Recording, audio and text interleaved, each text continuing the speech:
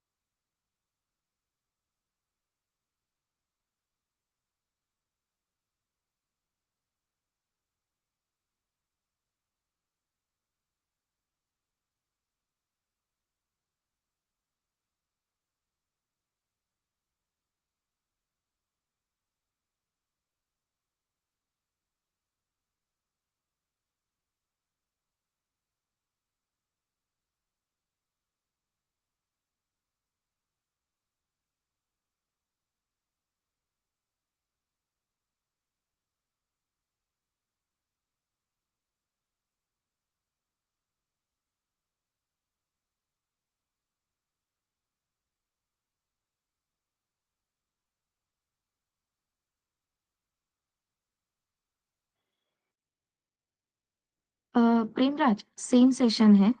कल सिर्फ मार्गदर्शन सेशन हुआ है, आज से हम स्टार्ट करने वाले हैं actual technical discussion.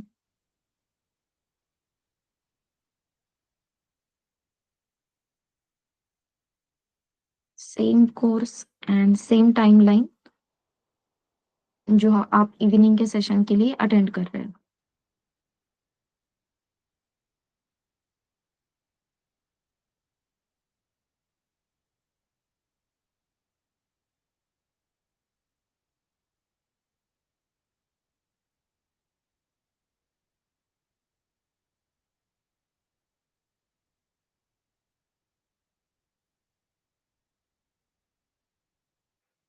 Yes Premraj, बोलो।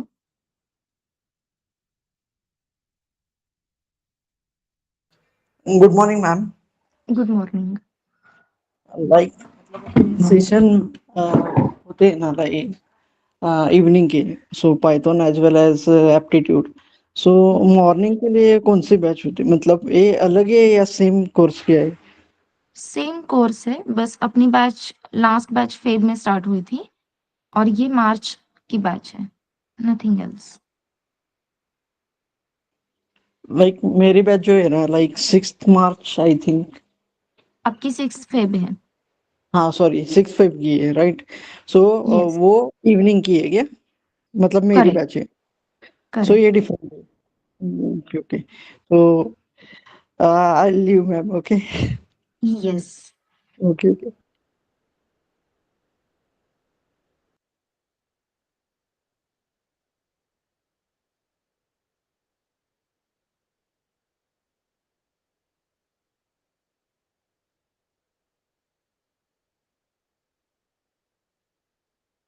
Yes. Hello Tanveer, Shreya, good morning.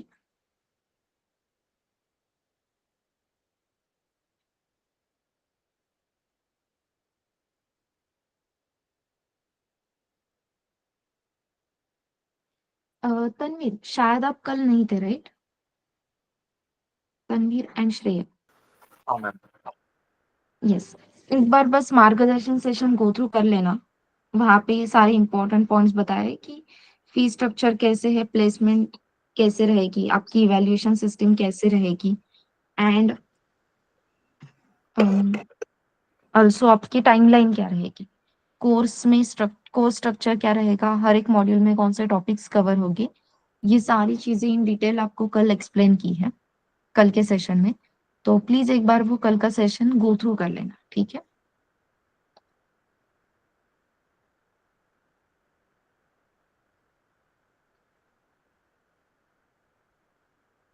Just a minute.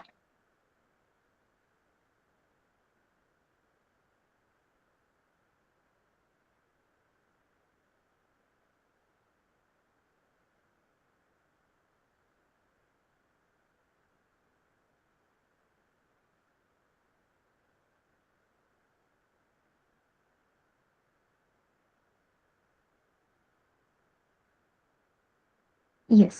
Screen visible है एवरीवन? Yes ma'am.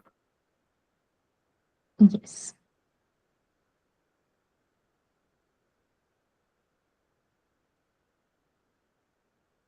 ये फॉन्ट विजिबल है?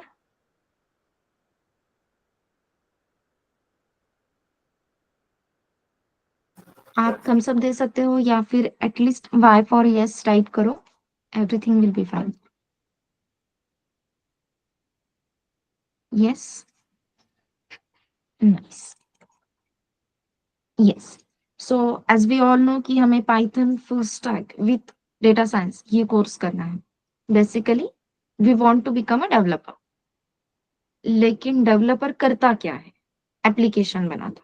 एप्लीकेशन मतलब क्या है, एप्लीकेशन कैसे बनाया जाता है, या ये एप्लीकेशन हम कहाँ पे यूज करते हैं, वो प्लेटफॉर्म क्या है, ये सारी चीजें एक शॉर्ट में हम समझ लेते हैं। ठीक है everyone? So first will start with the computer basics. Computer fundamental से स्टार्ट करेंगे एंड देन धीरे धीरे will go to the technology that is Python programming. चलेगा?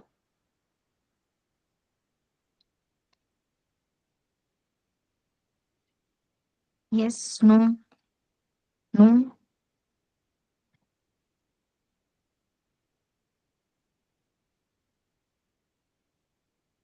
हाँ, बस इतनी ही रिक्वेस्ट है, प्लीज रिप्लाई दो।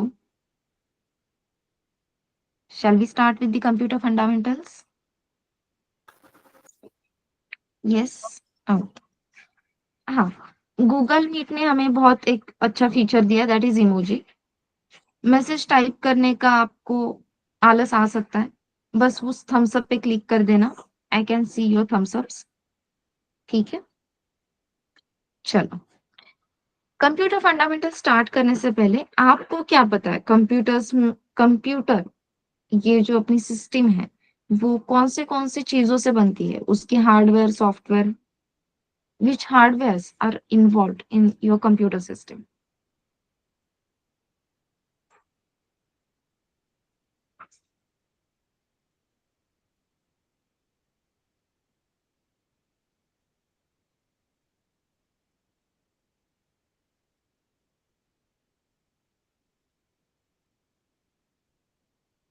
अब यहाँ पे आपको रिप्लाई देना होगा प्लीज। कंप्यूटर हार्डवेयर के पार्ट्स कौन से, बस इतना ही पूछा है मैंने।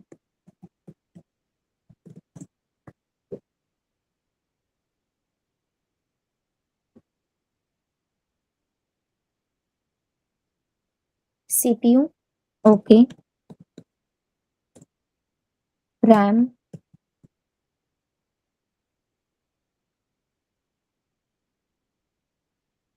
Then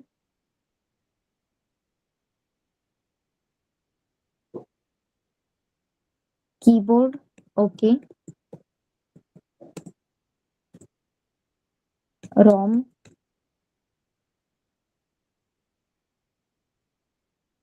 monitor, mouse. So can I say कि कीबोर्ड और माउस के थ्रू हम कुछ तो इंस्ट्रक्शंस देते हैं।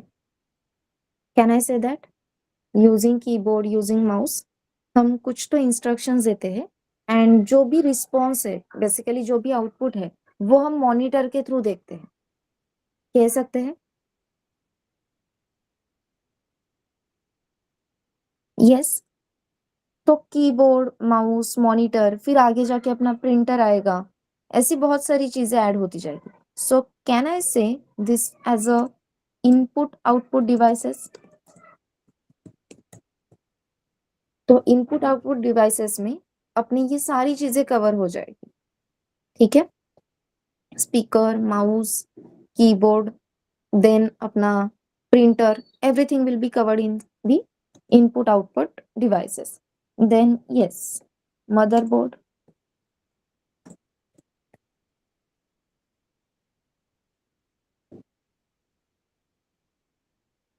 और कुछ?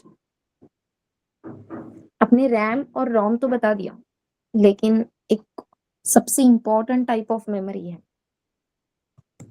That is hard disk. Correct है, इंपॉर्टेंट है। Without hard disk data store कर सकते हैं क्या? What you think?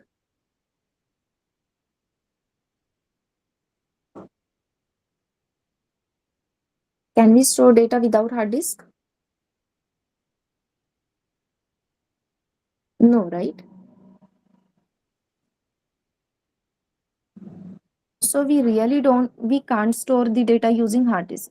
अब यहाँ पे हमने 3 types of memory mention की है. First one is RAM, second one is ROM, third one is hard disk. So ये तीनों भी memory है. Without memory we cannot do anything. Memory क्यों important है वो हम देखेंगे. उसे कैसे मेमोरी कैसे असाइन करनी है वो भी हम देखेंगे. मेमोरी असाइन करना क्यों जरूरी है, will see all those things. पहले मेमोरी कौन से टाइप की है वो हम डिस्कस कर लेते.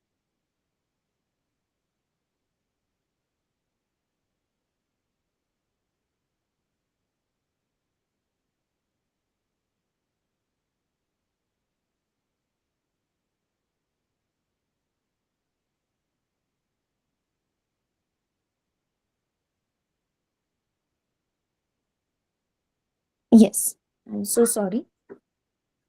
चलो, so first we are going to see the types of memory. अब हमें ये तो पता है RAM, ROM and hard disk ये तीनों भी मेमोरी के टाइप हैं. लेकिन इससे पहले भी उनका जो बाइफर्केशन होता है वो 2 टाइप्स में होता है. So there are 2 types of memory.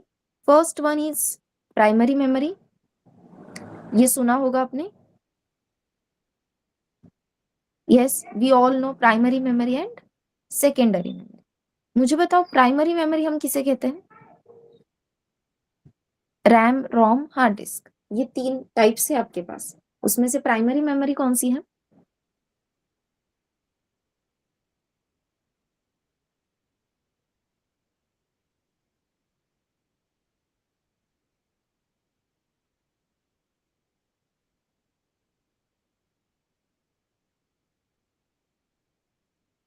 Yes everyone, perfect. Tanveer, Tanveer कह रहा है प्राइमरी मेमोरी में रैम आती है. ठीक है. देन सेकेंडरी मेमोरी कौन सी है.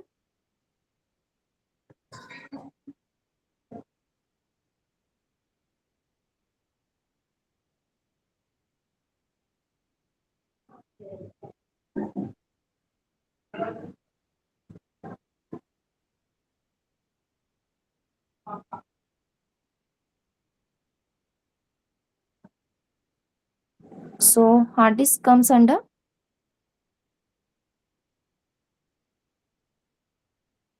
Secondary memory. परफेक्ट.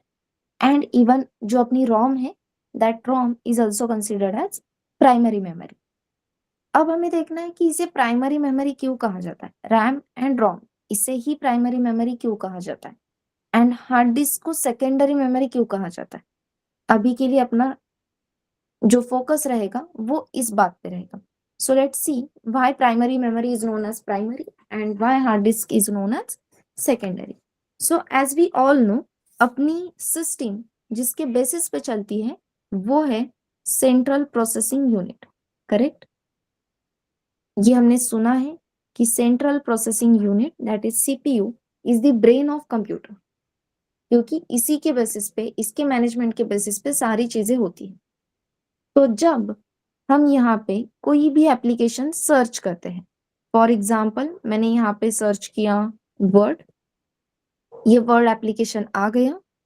इस पे जैसे ही मैं डबल क्लिक करती हूँ तो वर्ड एप्लीकेशन पे डबल क्लिक करने के बाद यहाँ पे वर्ड एप्लीकेशन ओपन हो गई. करेक्ट है. नाइस. अब वर्ड एप्लीकेशन ओपन हुआ लेकिन ओपन होने के लिए थोड़ा सा टाइम लगा. कुछ तो प्रोसेसिंग हो रही थी. एग्जैक्टली प्रोसेसिंग होती क्या है, ये वर्ड एप्लीकेशन स्टोर कहाँ पे होता है एंड प्रोसेसिंग होती है मतलब क्या होता है. Let's see that. उसके लिए हमें जरूरी होती है रैम एंड हार्ड डिस्क. क्या लगता है आपका जो ये वर्ड एप्लीकेशन है माइक्रोसॉफ्ट वर्ड वो कहाँ पे स्टोर है, रैम पे या हार्ड डिस्क पे. यस, वर्ड एप्लीकेशन कहाँ पे स्टोर है, हार्ड डिस्क या रैम.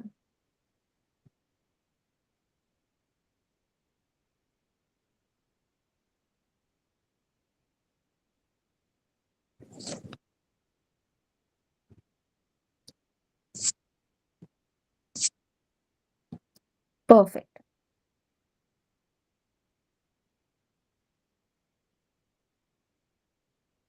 तो अपने लैपटॉप में, अपने सिस्टम में जितने भी एप्लीकेशंस हैं, वो सारे एप्लीकेशंस इनिशियली कहाँ पे स्टोर होते हैं? अपने हार्ड डिस्क पे। तो सिमिलरली अपना माइक्रोसॉफ्ट वर्ड, ये जो एप्लीकेशन है वो कहाँ पे स्टोर है? अपने हार्ड डिस्क पे स्टोर है। जब मैंने यहाँ पे माइक्रोसॉफ्ट वर्ड सर्च किया और उस पर डबल क्लिक हुआ, तो प्रोसेसिंग होती है। मतलब क्या होता है? जो एप्लीकेशन मुझे यूज करना है, वो मैसेज मैंने किसे बताया? सीपीयू को। मैंने जब डबल क्लिक किया ऑन वर्ड एप्लीकेशन, तो वर्ड एप्लीकेशन पे डबल क्लिक किया, मतलब मैंने सीपीयू को बताया कि भाई ये वर्ड एप्लीकेशन ओपन कर। अब CPU can not direct connect with hard disk. CPU directly hard disk से कनेक्ट कर सकता है क्या? नहीं। तो सीपीयू किससे कनेक्ट करेगा? सिर्फ और सिर्फ रैम से कनेक्ट करेगा। फिर रैम से कनेक्ट करेगा, लेकिन रैम के पास तो वर्ड एप्लीकेशन नहीं है। तो इंटरनल प्रोसेसिंग होती है, मतलब हार्ड डिस्क पे जो अपना वर्ड एप्लीकेशन है, ये वर्ड एप्लीकेशन लोड होता है रैम मेमोरी पे। Initially it is on the hard disk. जब डबल क्लिक करते हैं, तो बाय डबल क्लिकिंग हम ये डिनोट करते हैं कि भाई जो एप्लीकेशन हार्ड डिस्क पे है उसे रैम मेमोरी में लोड करो। तो ये जो माइक्रोसॉफ्ट वर्ड एप्लीकेशन है वो अपने रैम मेमोरी में लोड हो जाता है। क्यों लोड करना है? बिकॉज हमें उसे यूज करना है। यूज करने के लिए we require central processing unit, and central processing unit can connect with RAM only. Basically primary memory के साथ ही सीपीयू कनेक्ट कर सकता है। So CPU from here connect with Word, and फिर यहाँ पे अपना वर्ड ये ओपन हो गया। Now by double clicking, by opening document, we can use the Word application as we want. अब मैं जो कुछ भी यहाँ पे चेंजेस कर रही हूँ ना, ये सारे चेंजेस जो कुछ भी हो रहे हैं वो सिर्फ कहाँ पे हो रहे हैं? रैम मेमोरी में। सारे चेंजेस रैम मेमोरी में है। तो मैं यहाँ पे कुछ तो डॉक्यूमेंट्स में लिख रही हूँ, ये डायरेक्टली हार्ड डिस्क पे आपके फाइल मैनेजर, आपका जो फाइल मैनेजर होता है, यहाँ पे फाइल एक्सप्लोरर जो रहता है, वहां पे डायरेक्ट चेंजेस हो गए क्या? क्या लगता है? If I am writing something in the word document, तो ये सारे changes by default automatically reflect होते हैं in your file explorer, in your hard disk.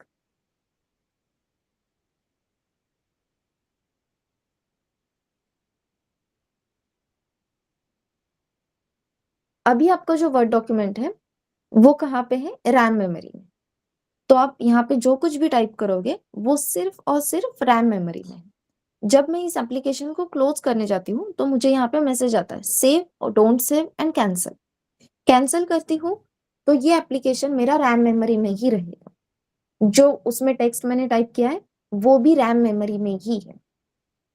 लेकिन रैम पे जो भी डेटा होता है, that data is temporary, and that's why इसे टेम्पररी मेमोरी भी कहा जाता है। जब तक आप इस डेटा को सेव नहीं करोगे, तब तक वो डेटा हार्ड डिस्क पे रिफ्लेक्ट नहीं होगा। सेव करने के बाद ही हार्ड डिस्क पे डेटा रिफ्लेक्ट होता है। क्यों? Because hard disk is a permanent memory. Hard disk is a permanent memory, whereas RAM is a temporary memory।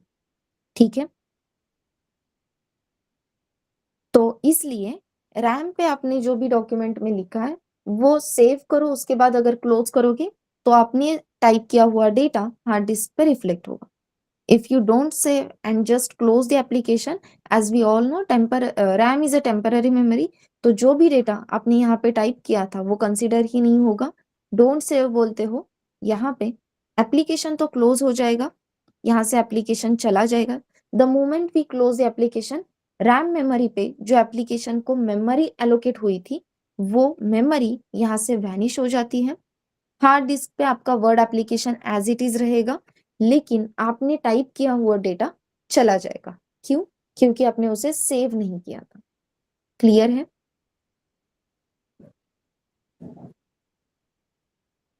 Yes everyone.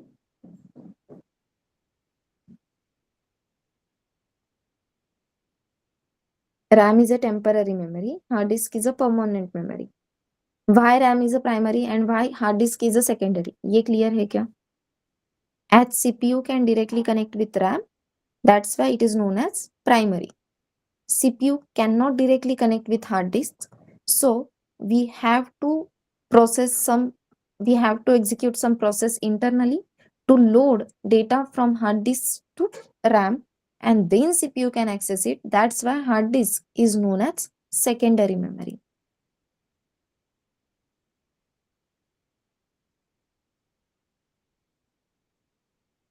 Is it clear, everyone?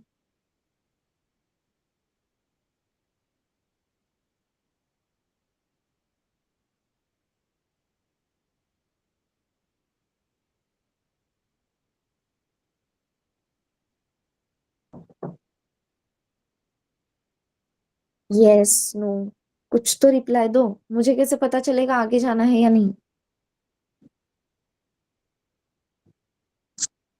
Repeat करना है? कुछ डाउट है? कुछ questions हैं? एनीथिंग?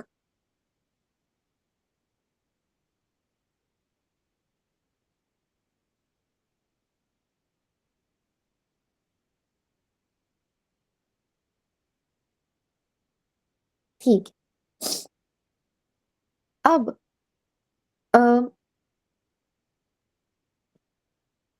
Let's go ahead. अपनी जो RAM memory होती है और हार्ड डिस्क, अब अगर आप 16 GB की रैम मेमोरी कहीं पे भी खरीदने जाते हो तो 16 GB रैम मेमोरी की प्राइस अराउंड 5000 रहती है। अज्यूम करो प्राइस, ठीक है? चलो ये बहुत हो जाएगा, 2000 कर देते हैं। 16 GB रैम अगर हम कहीं पे खरीदने जाते हैं, 16 GB रैम मेमोरी, तो उसकी प्राइस रहती है 2000। लेकिन वहीं पे अगर मैं 1 TB हार्ड डिस्क 1 TB की हार्ड डिस्क खरीदनी चाहती हूँ तो उसकी भी प्राइस रहती है 2K, मतलब 2000। तो 16 GB RAM is also eight 2000 rupees, 1 TB hard disk is also eight 2000 rupees. Correct है? तो इतना डिफरेंस क्यों? वैसे आपको पता है ना 1 TB is greater than 16 GB। Units पता है सबको?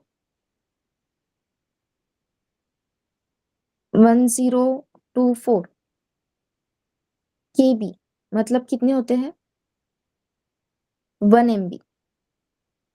1024 MB मतलब 1 GB। 1024 GB मतलब 1 TB। करेक्ट है क्या? Yes everyone?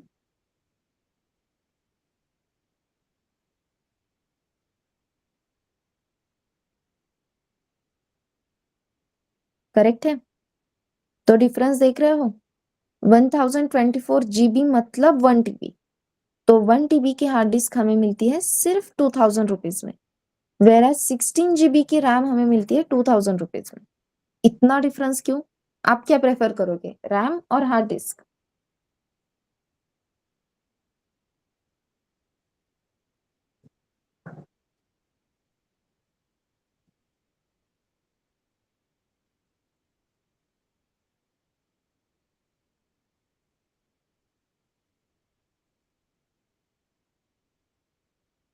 किसी को गेमिंग का शौक है?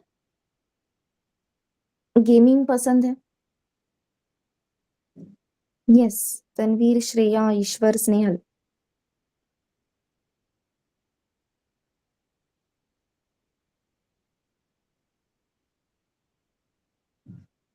गेमिंग पसंद है? जब भी हमें गेमिंग मतलब गेम्स खेलने हैं, हाई पावर्ड गेम्स जिसमें बहुत मेमोरी लगने वाली है, बहुत सारे लोगों के पास उसके लिए गेमिंग लैपटॉप्स अलग से रहते हैं। ग्राफिक कार्ड्स गेमिंग के लिए इंपॉर्टेंट है क्या? यस, लेकिन रैम भी पावरफुल लगती है। आपके पास हार्ड डिस्क में बहुत सारी मेमोरी है, but as you can see hard disk में आप सिर्फ उसे परमानेंट स्टोर करने के लिए यूज कर रहे हो। जब आपको कोई भी एप्लीकेशन यूज करना है तो वो एप्लीकेशन लोड कहाँ पे हो रहा है? रैम पे। दैट मीन्स किसी भी एप्लीकेशन का वर्किंग जो है, जो परफॉर्मेंस है, वो कहाँ पे दिखेगा? आपके रैम पे। करेक्ट है? तो आपके पास जितनी रैम ज्यादा रहती है उतनी ज्यादा प्रोसेसेस आप एट अ टाइम एग्जीक्यूट कर पाते हो, एंड इसकी वजह से आपका प्रोसेसिंग स्पीड भी बढ़ता है, because as compare to hard disk RAM is a faster. and hard disk is a slower. And this is the main reason RAM की प्राइस 2000 फॉर 16 GB है, whereas हार्ड डिस्क की price 2000 for 1 TB है. क्यों? क्योंकि hard disk slower है, RAM faster है. RAM faster क्यों है? बिकॉज ये डायरेक्ट कनेक्टेड है सीपीयू के साथ. RAM is in direct contact with CPU because it is a primary memory. तो हर एक प्रोसेसिंग डायरेक्टली रैम पे होने वाली है. तो obviously it is faster, and this is the reason it is costly also. So RAM is costly, hard disk is affordable.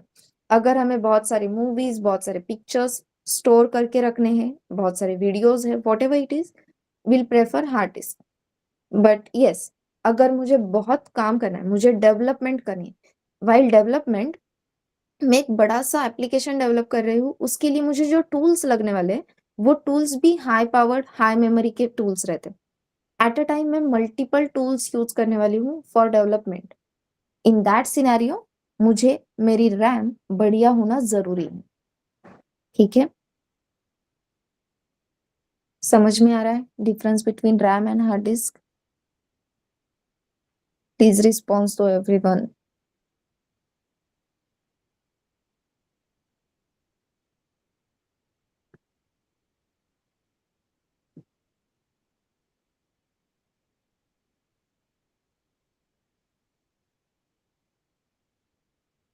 Yes. So that's why this is known as chalo. So this is something we should know as a developer. ये computer fundamentals है, उसमें आपको type of memory और exactly execution कैसे होता है ये part आता है. हमने रैम और हार्ड डिस्क का रोल तो देख लिया, लेकिन प्राइमरी मेमोरी में there is one more memory that is ROM. Correct है? रोम का फुल फॉर्म है read only memory.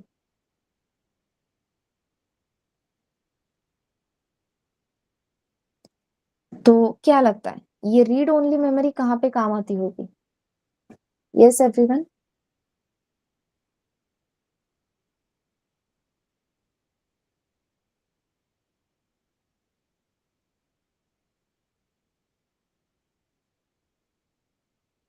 Yes, any idea, any guesses? Where we can use ROM memory?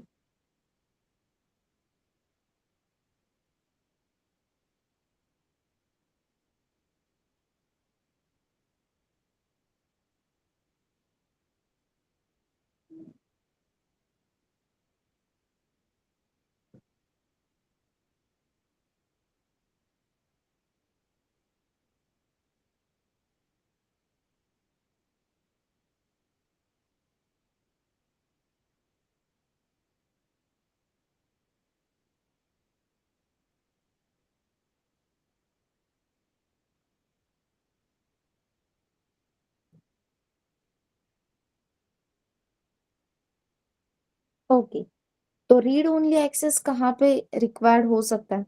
C, RAM मतलब random access memory, right? तो randomly हम कोई भी application open करते हैं और हमें वो मेमोरी एलोकेट हो जाती है. That's why it is known as random access memory. The moment we say access, access में 3 पॉइंट्स कवर होते हैं हमेशा. Access means read write edit. A stands for access and access means read write edit. तो ये हमेशा दिमाग में आना ही चाहिए जब हम, जैसे ही हम कहते हैं एक्सेस, एक्सेस मतलब वहां पे रीड राइट एडिट, ये तीनों चीजें हम कर सकते हैं. रॉम में उन्होंने बताया रीड ओनली मेमोरी. तो रीड ओनली मेमोरी कहाँ पे काम आ सकती है, उसका यूज क्या है, ये हमें देखना है.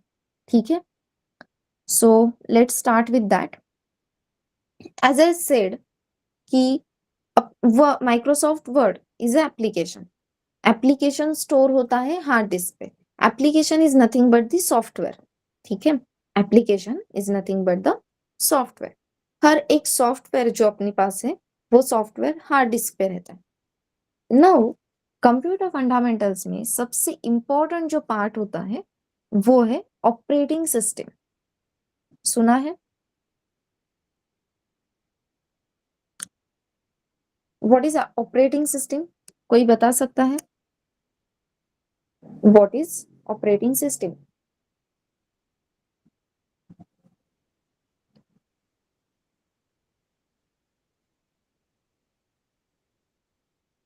आपने गूगल पे सर्च करके बताया तो भी चलेगा। What is operating system?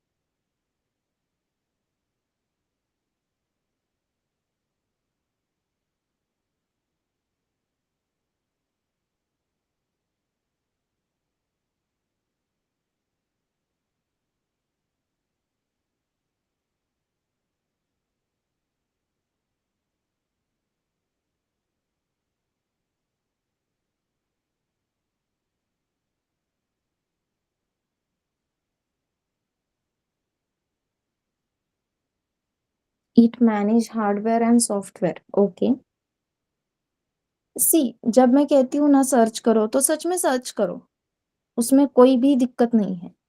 Simple आपको चेक करना है what is operating system, correct.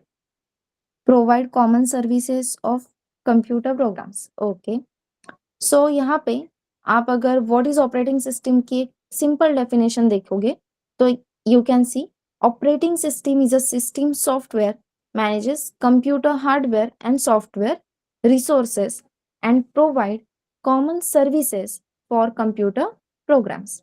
So this is the basic definition of your operating system. ठीक है, so let's try to understand this definition. Operating system is a system software. अपने लिए जो important word है वो है सिस्टम सॉफ्टवेयर। ठीक है, अपनी ऑपरेटिंग सिस्टम क्या है? एक सिस्टम सॉफ्टवेयर। अभी हमने क्या देखा? सॉफ्टवेयर कहाँ पे स्टोर होता है? सॉफ्टवेयर कहाँ पे स्टोर होता है?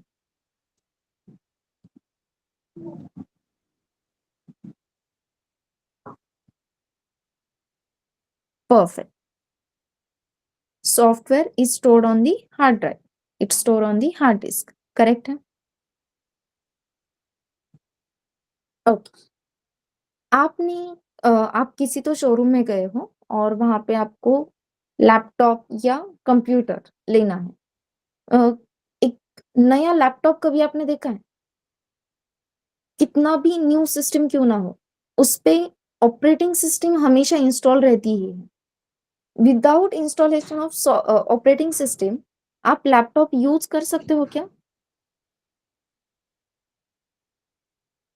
कैन बी यूज लैपटॉप और कंप्यूटर विदाउट ऑपरेटिंग सिस्टम?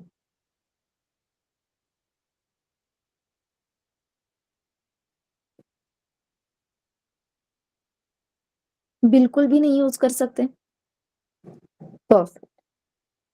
अब अभी हमने देखा कोई भी सॉफ्टवेयर हो, सॉफ्टवेयर स्टोर रहता है हार्ड डिस्क पे, हार्ड ड्राइव पे। दैट मीन्स आपकी ऑपरेटिंग सिस्टम भी कहाँ पे स्टोर है? हार्ड डिस्क पे। आप कंप्यूटर क्लोज करते हो, आप कंप्यूटर ऑन करते हो, सीपीयू तभी काम कर सकता है जब उसके पास ऑपरेटिंग सिस्टम है। विदाउट ऑपरेटिंग सिस्टम सीपीयू भी प्रोसेसिंग नहीं कर पाएगा, correct? Without operating system CPU भी कुछ भी काम का नहीं है। तो अगर आपका सिस्टम सॉफ्टवेयर, आपकी ऑपरेटिंग सिस्टम हार्ड डिस्क पे है, आपका सीपीयू काम नहीं कर पा रहा है, तो ऑपरेटिंग सिस्टम रैम मेमोरी पे आती कैसे है और आपका वर्किंग स्टार्ट कैसे होता है? Interesting question.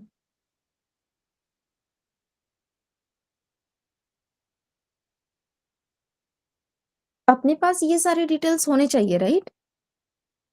कि अरे इतने दिनों से हम ऑपरेटिंग सिस्टम यूज तो कर रहे हैं। Operating system is a system software. Software है तो हार्ड डिस्क पे रहेगा। हार्ड डिस्क से हम डायरेक्ट कनेक्ट नहीं कर सकते।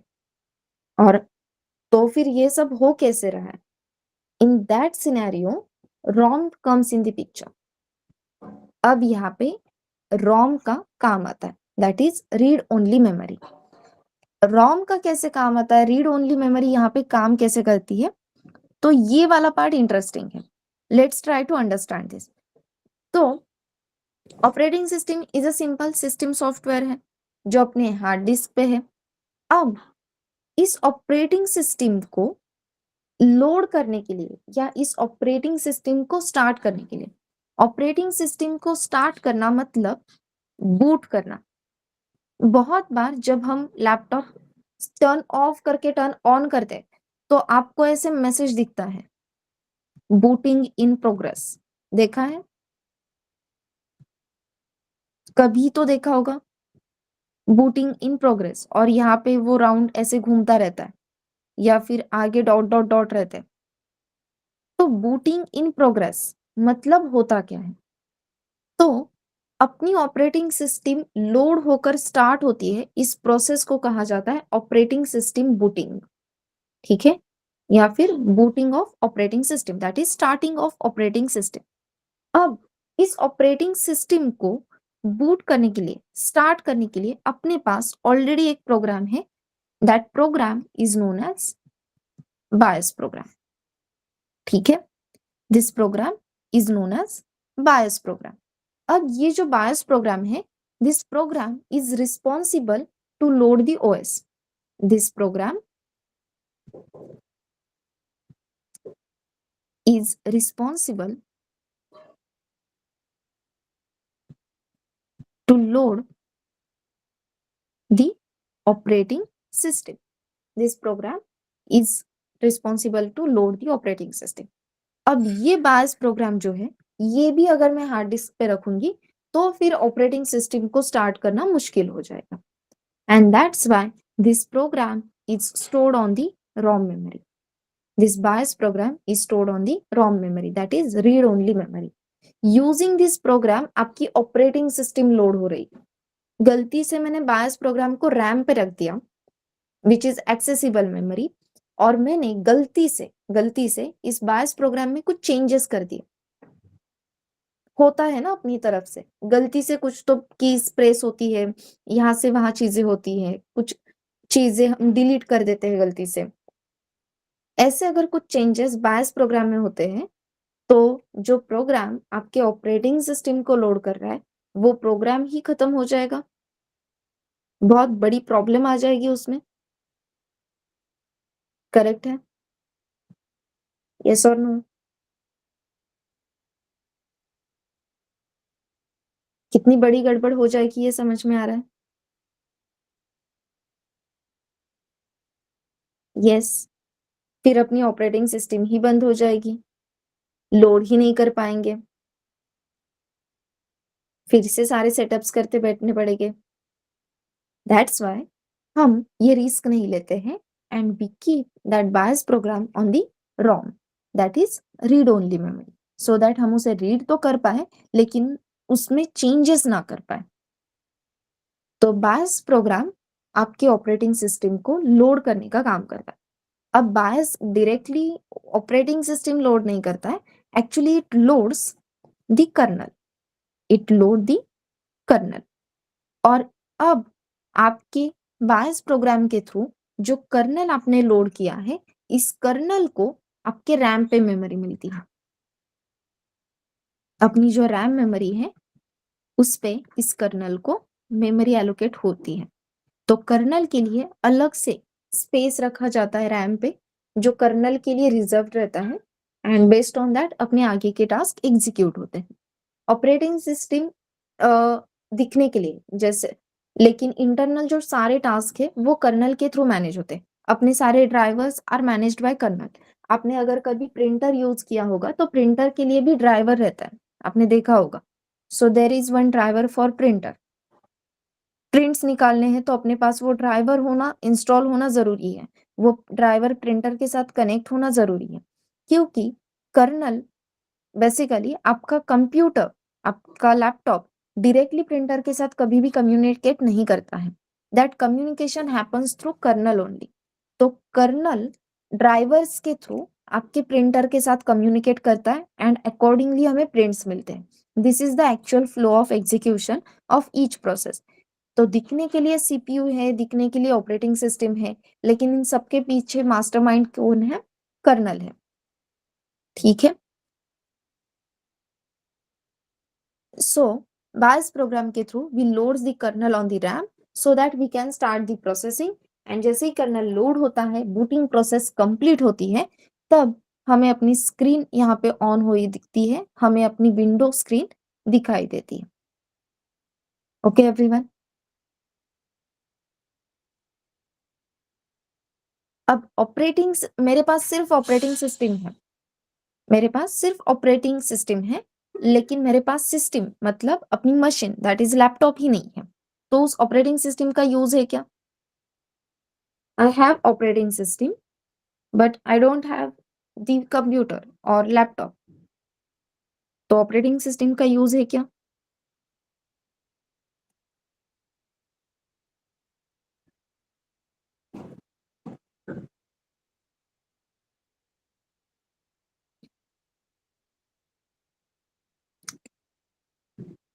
मेरे पास लैपटॉप है, मेरे पास ऑपरेटिंग सिस्टम नहीं है, तो लैपटॉप का यूज है क्या?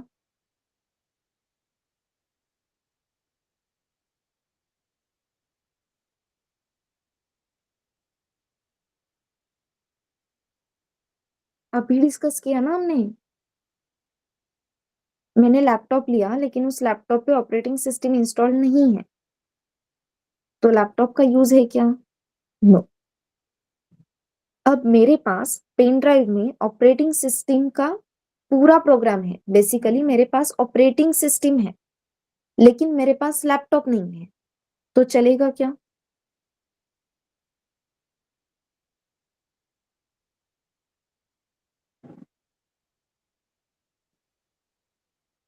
नो। तो दैट सिंपली मीन्स मेरे पास सबसे पहले क्या होना चाहिए? हार्डवेयर। अपने पास सबसे पहले हार्डवेयर होने चाहिए, अपने पास रैम मेमोरी चाहिए, रोम मेमोरी चाहिए, अपने पास हार्ड डिस्क चाहिए, तभी तो हम सारी चीजें अपनी जो ऑपरेटिंग सिस्टम है, operating system is nothing but software. तो सॉफ्टवेयर है ना, तो उसे स्टोर करने के लिए मेमोरी जरूरी है, उसे यूज करने के लिए हार्डवेयर जरूरी है, हार्डवेयर में इनपुट आउटपुट डिवाइसेस जरूरी है। ऑपरेटिंग सिस्टम है, लेकिन मेरे पास कीबोर्ड नहीं है, माउस नहीं है, कुछ भी कर सकते हैं क्या? नहीं कर सकते। तो सबसे पहले अपने पास क्या चाहिए? हार्डवेयर। अब हार्डवेयर है, अब इसके ऊपर हम क्या अपलोड करेंगे? System software. सिस्टम सॉफ्टवेयर मतलब ही क्या? अभी हमने बात की, system software is nothing but operating system, correct? अब आपके पास लैपटॉप है, अब आपके पास ऑपरेटिंग सिस्टम है, अब आप प्ले स्टोर से आपको जो एप्लीकेशन चाहिए वो एप्लीकेशन इंस्टॉल कर सकते हो। व्हाट्सएप इंस्टॉल कर सकते हो, लिंक्डइन इंस्टॉल कर सकते हो, Instagram, Microsoft Word, Microsoft Paint, whatever it is, ये सारे एप्लीकेशंस आप इंस्टॉल कर सकते हो। अगर आपके पास ऑपरेटिंग सिस्टम है तो कर सकते हो। दैट मीन्स इसके ऊपर एक लेयर आता है और वो है एप्लीकेशन लेयर। समझ में आ रहा है? तो अपने पास पहले तो हार्डवेयर चाहिए, हार्डवेयर पे ऑपरेटिंग सिस्टम चाहिए। अगर अपने पास ऑपरेटिंग सिस्टम है तो ही हम उसके ऊपर एप्लीकेशंस इंस्टॉल कर सकते हैं। So there are two types of software. First one is system software, second one is application software. ठीक है। Using Python, using Python programming, we can develop application software as well as system software. समझ में आ रहा है? So using Python हम operating system develop कर सकते हैं क्या? Yes we can. Using Python हम व्हाट्सएप जैसे कोई भी एप्लीकेशन क्रिएट कर सकते हैं क्या? तो yes we can. we can develop the application like WhatsApp, Instagram, LinkedIn using Python. Okay, तो अब in Python full stack, what we are going to see? We are going to see how to develop application software. How to develop application software, ये हम Python full stack में देखने वाले हैं. What our course is about, और अभी तक हम ये सारी चीजें एक्सप्लेन क्यों कर रहे थे, ये क्लियर हो रहा है? लिंक लग रही है everyone?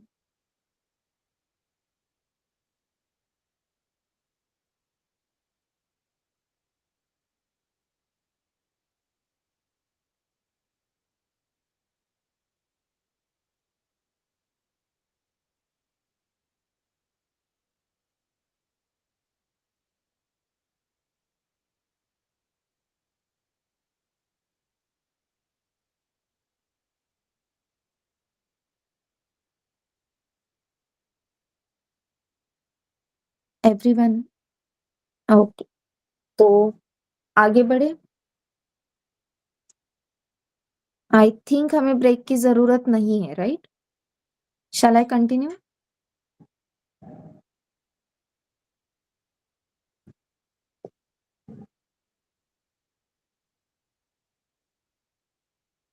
Yes.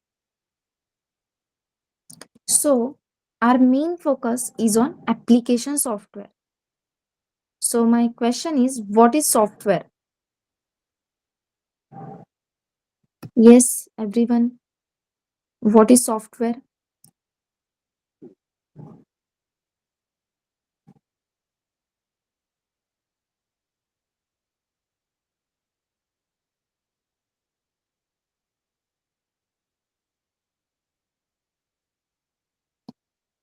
Okay.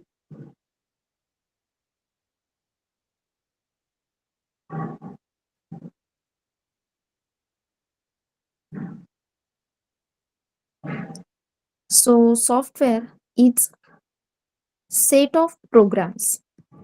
Software is set of programs. What is mean by program? जो हम सीखने आए हैं. So what is program? So program is nothing but set of instructions. Program means set of instructions. तो programming सीखनी है, मतलब क्या सीखना है हमें? हाउ टू गिव इंस्ट्रक्शंस, ये सीखना है. अपना मेन एजेंडा क्या है? How to give instructions. Correct है? तो प्रोग्रामिंग सीखना मतलब हमें सीखना है हाउ टू गिव इंस्ट्रक्शंस. अब जो इंस्ट्रक्शंस हम देने वाले वो कौन से लैंग्वेज में है? In which language we are going to give the instructions?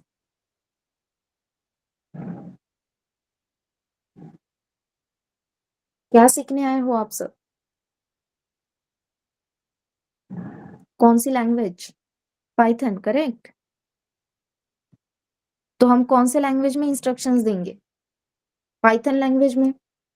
Yes और नो एवरीवन?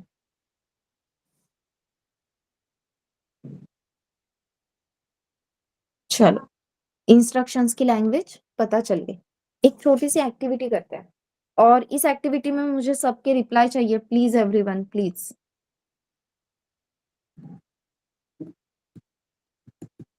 यस, क्या लिखा है मैंने? ये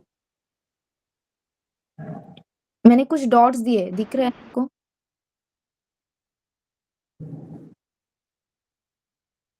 तो क्या लिखा है? समझ में नहीं आ रहा तो आप बोल सकते हो, नहीं मैम कुछ समझ में नहीं आ रहा.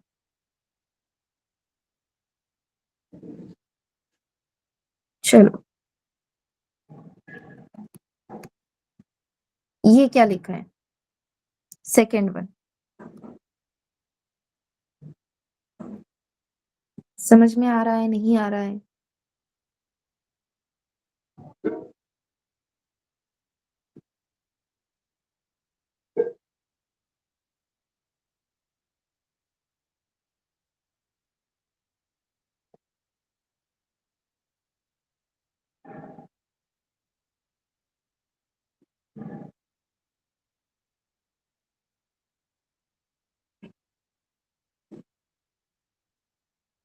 अब क्या लिखा है?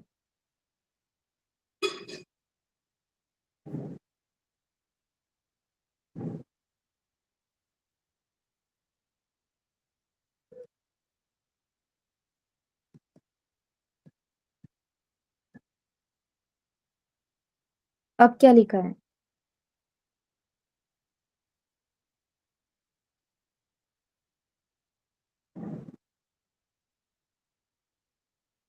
परफेक्ट। फर्स्ट और सेकंड में जो डॉट्स मैंने निकाले थे, वो भी किसी लैंग्वेज के कैरेक्टर्स ही हैं। वो भी किसी लैंग्वेज के कैरेक्टर्स ही हैं। लेकिन वो फर्स्ट टू कैरेक्टर्स हम रीड नहीं कर पाए। क्यों? क्योंकि हमें वो कैरेक्टर्स पता ही नहीं है।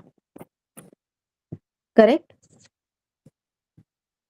Where as third and fourth number पे जो मैंने ए और बी कैरेक्टर्स लिखे, वो हमें समझ में आ गए, क्योंकि हमने बचपन से इंग्लिश ये लैंग्वेज सीखी है। तो ए कैसे बनता है या ए कैसे दिखता है, ये जो इंस्ट्रक्शंस है वो अपने दिमाग में एकदम फिट है। Correct? How to, this is A, this is B, ये सारे पॉइंट्स अपने दिमाग में फिक्स है। ये पॉइंट्स या ये characters, third and fourth character हम रीड कर पा रहे हैं, because how to read that, ये इंस्ट्रक्शंस अपने दिमाग में क्लियर है। फर्स्ट और सेकंड कैरेक्टर हम रीड नहीं कर पाए, क्योंकि उसे रीड कैसे किया जाता है वो इंस्ट्रक्शंस ही अपने दिमाग में फिक्स नहीं है, अपने दिमाग में क्लियर नहीं है, हमें पता ही नहीं है, तो हम उसे रीड ही नहीं कर सकते। Correct?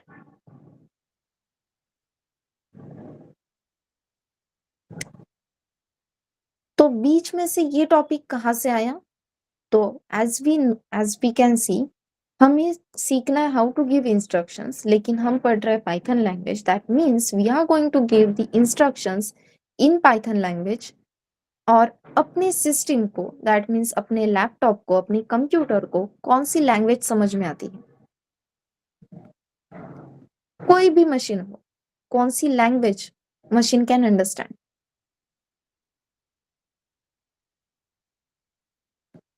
Yes,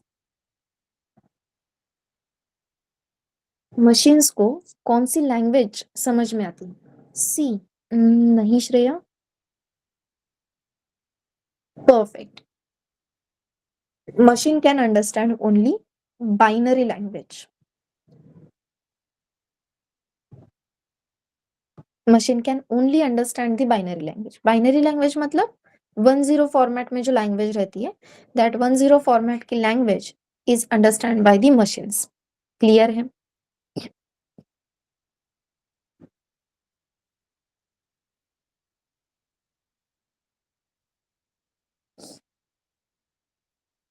Yes everyone. Yes. तो अभी का सिनेरियो अगर हम फिर से देखें, फर्स्ट और सेकंड कैरेक्टर कैसे रीड करना है, ये इंस्ट्रक्शंस आपको पता नहीं थे, तो आप उन्हें रीड ही नहीं कर पाए। वैसे ही आपके सिस्टम को सिर्फ बाइनरी लैंग्वेज आती है। अगर आप उसे पाइथन लैंग्वेज में इंस्ट्रक्शंस दोगे, तो आपकी मशीन वो इंस्ट्रक्शंस अंडरस्टैंड कर पाएगी? क्या लगता है?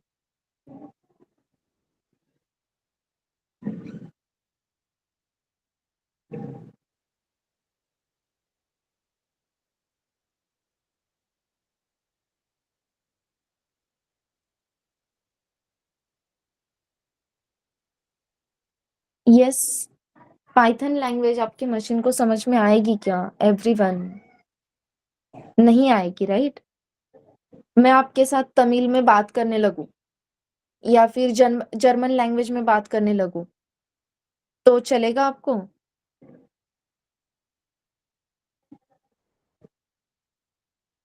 हेलो, गुटन मॉर्गन, ऐसे अगर मैं स्टार्ट कर दूं जर्मन, तो आपको समझ में आएगा? नहीं ना, क्योंकि हमें पता ही नहीं है कि जर्मन लैंग्वेज कैसे अंडरस्टैंड करते हैं, वो इंस्ट्रक्शंस पता नहीं। सिमिलरली आपके मशीन को नहीं पता पाइथन लैंग्वेज कैसे रीड की जाती है।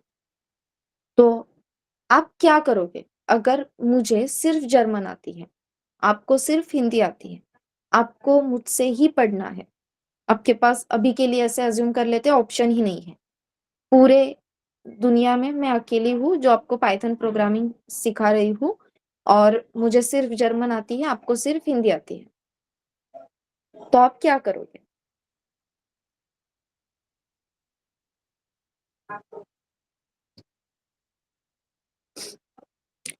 Perfect, will go with the translator. एक ट्रांसलेटर रखेंगे हम। आपने यूनाइटेड नेशंस के समिट्स के अगर कभी वीडियोस वगैरह देखे हैं, तो यूनाइटेड नेशंस के समिट में हमेशा ट्रांसलेटर्स होते हैं। अगर कोई प्रेसिडेंट है जो रशिया में बात कर रहा है, कोई प्रेसिडेंट है जो उसकी खुद की लैंग्वेज में, फॉर एग्जांपल चाइनीज लैंग्वेज जिसे हम, ठीक है, चाइनीज लैंग्वेज में बात कर रहा है, कोई प्रेसिडेंट है जापान का, वो जापानीज लैंग्वेज में बात कर रहा है, रशिया का प्रेसिडेंट बात कर रहा है रशियन लैंग्वेज में, तो रशियन, जापानीज, चाइनीज, ये सारी लैंग्वेजेस मोदी को पता हो, अपने नरेंद्र मोदी को पता होगी क्या? समझ में आती होगी क्या? Does Narendra Modi understand all these languages? No. Does S Jaishankar understand all these languages? Mostly S Jaishankar हर एक फॉरेन ट्रिप पे, हर एक समिट में रहते हैं नहीं, फिर भी कम्युनिकेशन हो पा रहा है। Reason behind this is there is a translator. So translator उन्हें बता रहा है कि सामने वाला क्या बात कर रहा है, और वो लैंग्वेज, वो ट्रांसलेटर उनकी लैंग्वेज अपने लैंग्वेज में ट्रांसलेट कर रहा है, फिर अपनी लैंग्वेज उनके लैंग्वेज में ट्रांसलेट करके उन तक वो मैसेज डिलीवर कर रहा है। सिमिलरली, अगर मुझे पाइथन लैंग्वेज में बात करनी है, वो भी अपने लैपटॉप के साथ, so I have to have one translator. तो ये लैंग्वेजेस ट्रांसलेशन के लिए any programming language translate into binary language, इसके लिए अपने पास दो ऑप्शंस रहते हैं। There are two types of translator. First type of translator is known as compiler, and second type of translator is known as interpreter. Okay, there are two types of translator, one is compiler, one is interpreter. अब आपने ये भी notice किया होगा, बहुत सारी जगह पे अगर कोई भी स्पीच दे रहा है, फॉर एग्जाम्पल मैं हिंदी में स्पीच दे रही हूँ इन यूएसए, लेकिन वहां पे किसी को हिंदी समझ में नहीं आती, तो मेरे साथ एक ट्रांसलेटर है, तो वो ट्रांसलेटर मेरे साथ ही खड़ा रहेगा। मैंने अभी एक सेंटेंस कहा, वो एक सेंटेंस वो ट्रांसलेटर इमीडिएटली ट्रांसलेट करेगा, फिर मैं दूसरा सेंटेंस कहूंगी, वो ट्रांसलेटर इमीडिएटली वो दूसरा सेंटेंस ट्रांसलेट करेगा, third sentence will get translated. So one by one sentence हम ट्रांसलेट कर रहे हैं, and this is known as interpreter. So interpreter is nothing but the line by line translation. Line by line translation कहाँ पे included है? In interpreter. ठीक है, then दूसरा सिनेरियो ऐसा रहता है कि मैं अपना पूरा स्पीच कंप्लीट करूंगी, जो भी मेरा कहना था वो पूरा हिंदी में मेरा अपना स्पीच कंप्लीट करूंगी, then my translator will again give the same speech in English language. जो स्पीच मैंने दिया था सेम स्पीच मेरा ट्रांसलेटर फिर से रिपीट करेगा, but it will be translated in the English. So this is nothing but your compiler. It translates complete program. It translates complete program. That means all instructions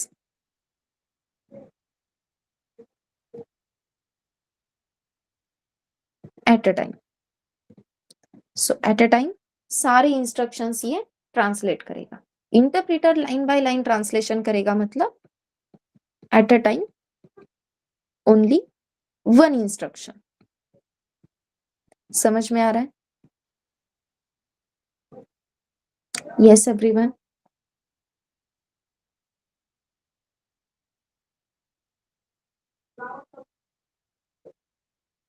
Difference between compiler and interpreter, and what is the need of compiler and interpreter, ये समझ में आ रहा है?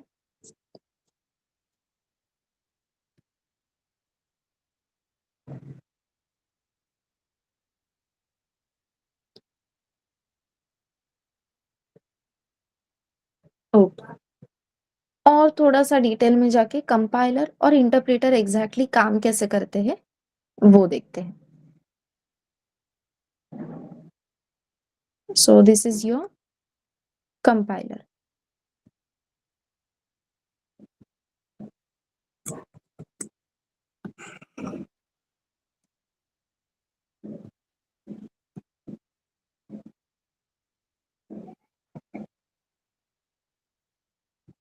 And this is your interpreter.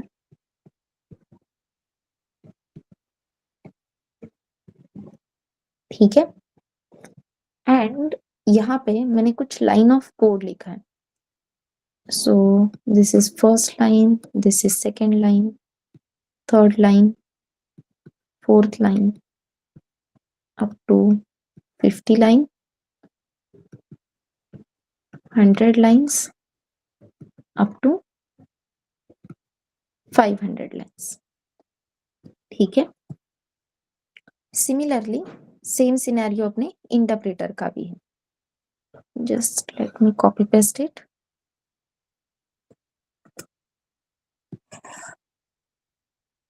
Same code है. ठीक है. Then इस पूरे कोड में यहाँ पे लाइन नंबर 170 पे there is one error. Line number 170 पे there is one error. That's why it is in the pink colour. For consider it as a red colour. Same error line number 170 पे आपके interpreter में भी है. Basically आपके code में ही line number 170 पे error है. यहाँ पे आप कंपाइलर यूज कर रहे हो, यहाँ पे आप इंटरप्रेटर यूज कर रहे हो. होता क्या है, कंपाइलर पूरा कोड, सारे instructions at a time compile करता है, मतलब एट अ टाइम ट्रांसलेट करता है. जैसे जैसे हम ट्रांसलेशन करते हैं वैसे वैसे सामने वाले को वो सारे इंस्ट्रक्शंस क्लियर होना स्टार्ट होता है. राइट. तो मैंने पूरा कोड लिख दिया. पूरा कोड कंप्लीट होने के बाद मैंने उस कोड को ट्रांसलेट किया. ट्रांसलेट करने के बाद आपको समझ में आया, सारा पूरा कोड लाइन 50 लाइंस का कोड ट्रांसलेट करने के बाद आपको समझ में आ गया, अरे भाई लाइन नंबर 170 पे ना एरर है. तो हम लाइन नंबर 170 ढूंढेंगे, वहां पे क्या एरर है वो सॉल्व करेंगे. जब तक ये एरर सॉल्व नहीं होता है, जब तक ये एरर सॉल्व नहीं होता है तब तक ट्रांसलेशन की प्रोसेस कंप्लीट हुई है क्या?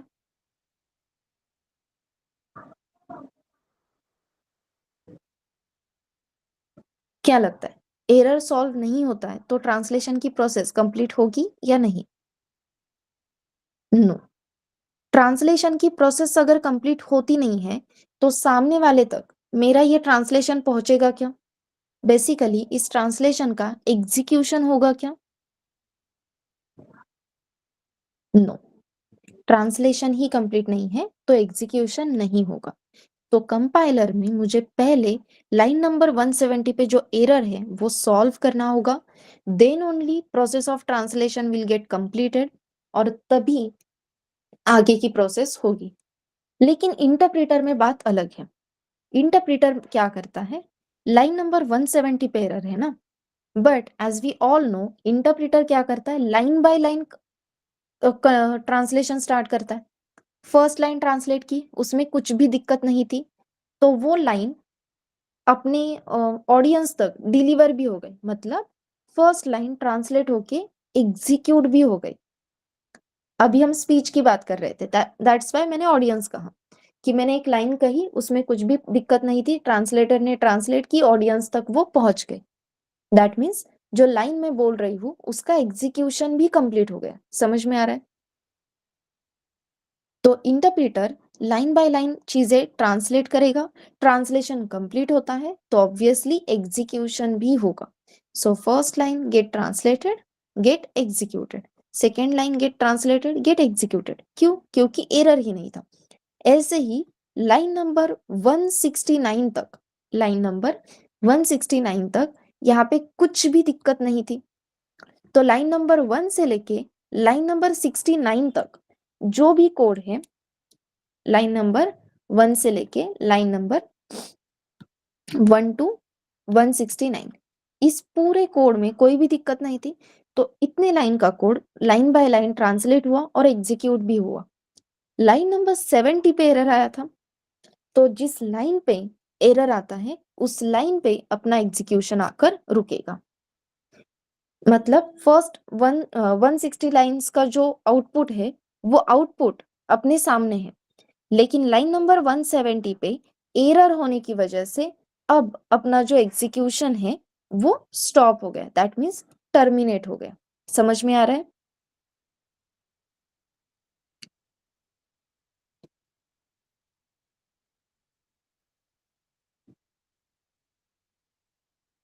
Everyone, so in compiler, because of error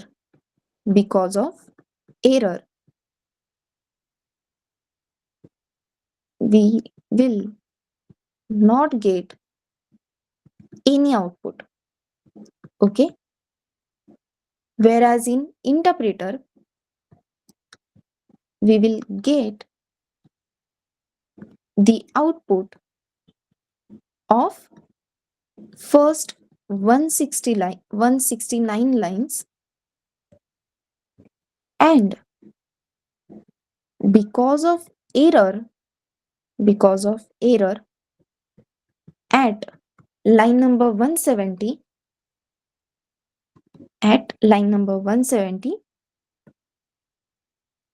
program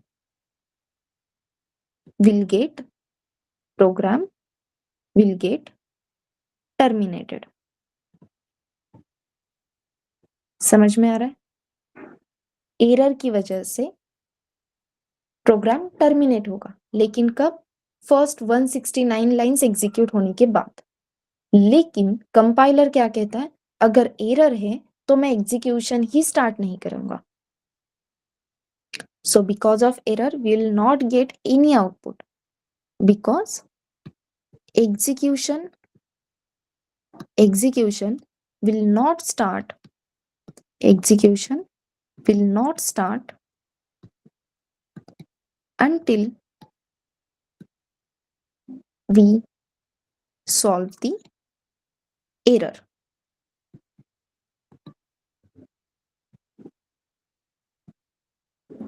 Is this process clear, everyone? Execution will not start until we solve the error. ये सिनेरियो कहाँ पे है? कंपाइलर में। Whereas इंटरप्रेटर क्या करता है, लाइन बाय लाइन ट्रांसलेशन करता है, line by line execution start भी कर देता है। अब line by line execution start होने के बाद जितने लाइंस कंपाइल हुए, जितने लाइंस ट्रांसलेट हुए हैं, उन सारे लाइंस का आउटपुट हमें मिल जाता है, और उसके बेसिस पे हमें आउटपुट मिलता है। जहां पे एरर आता है वहां पे अपना जो एग्जीक्यूशन का प्रोसेस चल रहा था वो एग्जीक्यूशन का प्रोसेस स्टॉप हो जाएगा। This is something known as termination. Execution stop होना is known as termination. Is it okay everyone?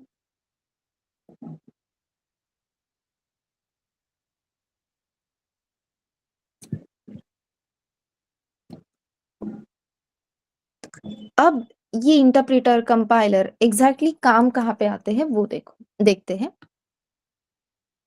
तो मेरे पास एक सोर्स फाइल है, we have one source file. जिस फाइल में हम कोड लिखते हैं that file is known as source file. ठीक है, तो I have one source file. इस सोर्स फाइल में मैंने जो भी कोड लिखा है वो किसी तो प्रोग्रामिंग लैंग्वेज में लिखा है, और वो प्रोग्रामिंग लैंग्वेज बाइनरी ऑब्वियसली नहीं है। तो वो बाइनरी लैंग्वेज है क्या? नहीं। फिर ये सोर्स फाइल हम पास करते हैं कंपाइलर के पास। ये सोर्स फाइल हम पास करते हैं कंपाइलर और इंटरप्रेटर के पास। ऑप्शन है अपने पास, या तो कंपाइलर या फिर इंटरप्रेटर, इन दोनों में से किसी के भी पास हम सोर्स फाइल पास करेंगे। कंपाइलर और इंटरप्रेटर अपनी सोर्स फाइल ट्रांसलेट करेंगे, मतलब हमें क्या प्रोवाइड करेंगे? They will provide us binary code. They will provide us translated code, means binary code.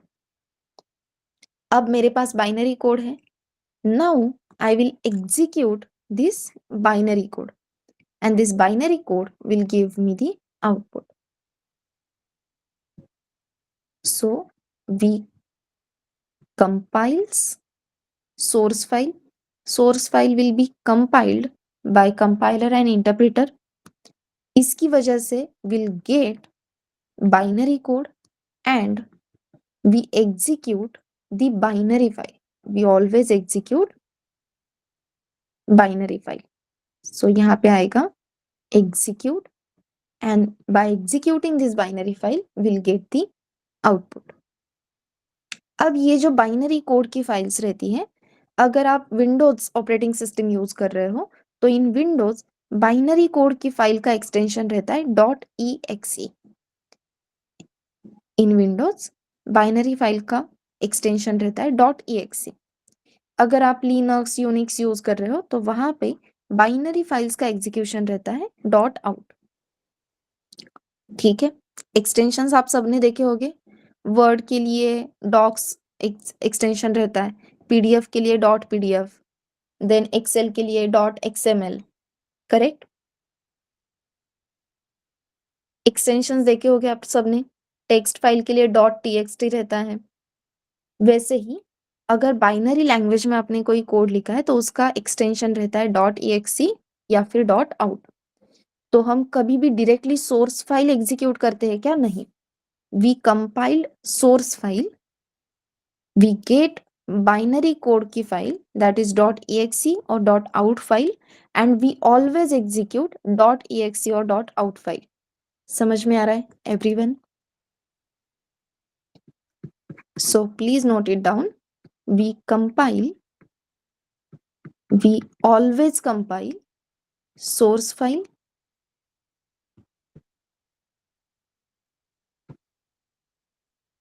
it gives binary file, it gives binary file. That file may be .exe or .out, depends upon your OS. Even Mac OS है तो Mac OS में भी आपका extension .out ही रहेगा. ठीक है, and we always execute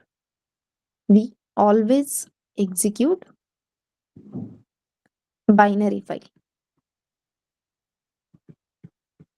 Is this compilation process is clear to you everyone?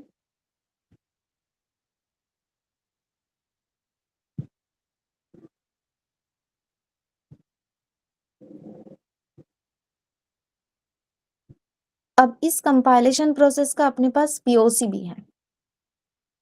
If that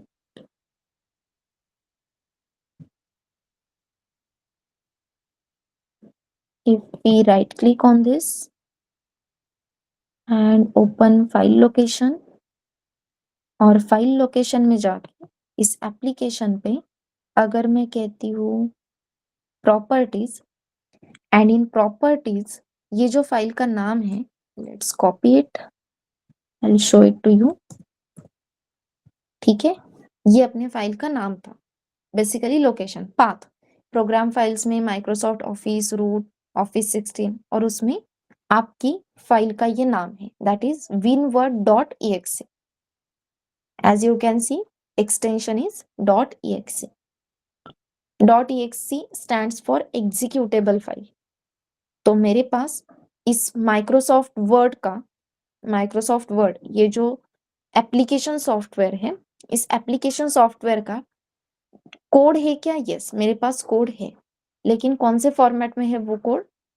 .exe format में, that means binary format में. इसलिए माइक्रोसॉफ्ट वर्ड पे डबल क्लिक करने के बाद डायरेक्टली ये .exe एग्जीक्यूटेबल फाइल एग्जीक्यूट हो रही है और हमें आउटपुट दिख रहा है. समझ में आ रहा है everyone?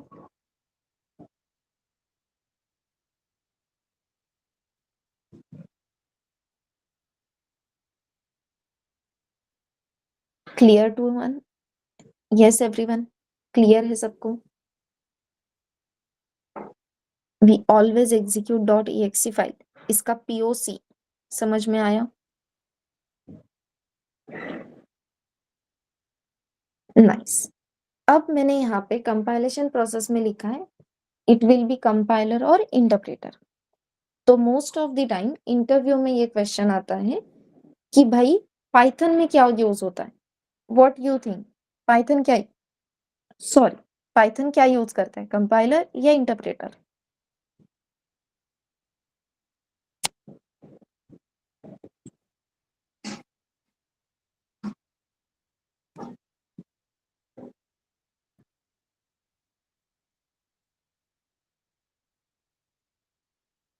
Interpreter, okay.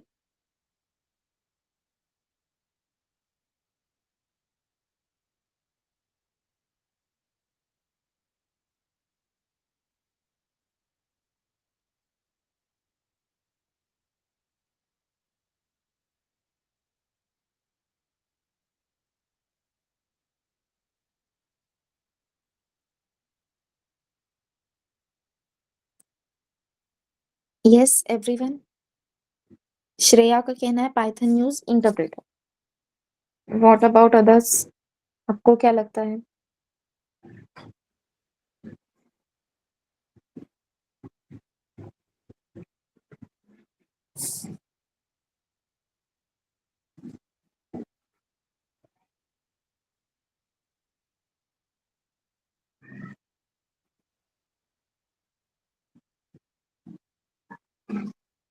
Yes, Tanveer, ईश्वर, स्नेहल, यश, पाइथन में क्या यूज होता है, कंपाइलर और इंटरप्रेटर?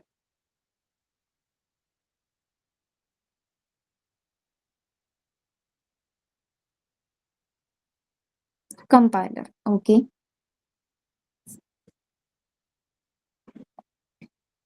कंपाइलर, ठीक है।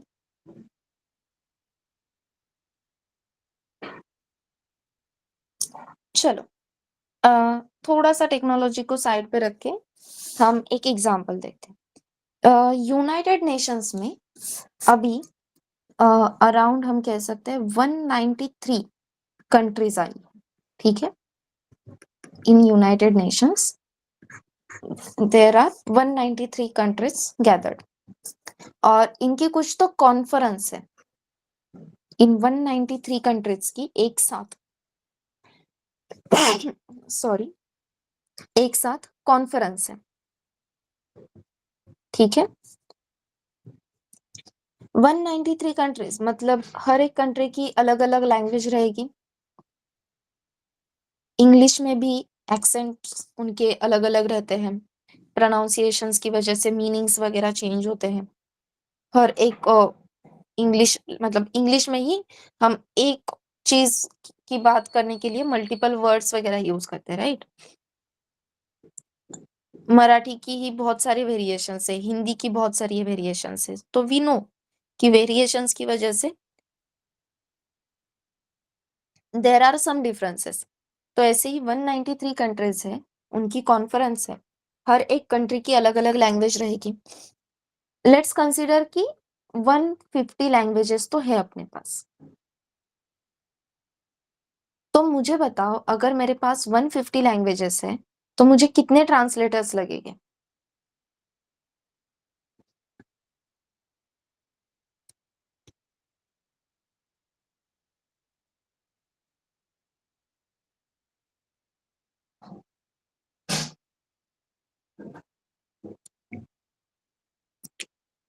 वन फिफ्टी लैंग्वेजेस है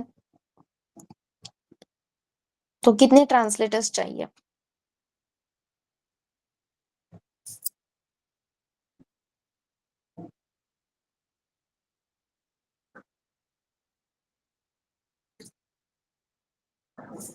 कहना ऐसे बहुत सारे लगेंगे, जस्ट मतलब अगर कोई मतलब अपना इंडियन प्रेसिडेंट बात कर रहा है चाइना के प्रेसिडेंट से, ठीक है, तो India Hindi to Chinese translator के लिए दो लोग लगेंगे या एक लगेगा। फिर इंडियन प्रेसिडेंट बात कर रहा है रशियन प्रेसिडेंट से, सो हिंदी टू रशियन ट्रांसलेशन के लिए एक बंदा लगेगा। समझ में आ रहा है एवरीवन? तो अगर इंडिया का प्रेसिडेंट अदर 192 कंट्रीज के साथ बात कर रहा है, सो सिर्फ इंडिया के लिए देयर शुड बी 149 ट्रांसलेटर्स, ऐसे कह सकते हैं।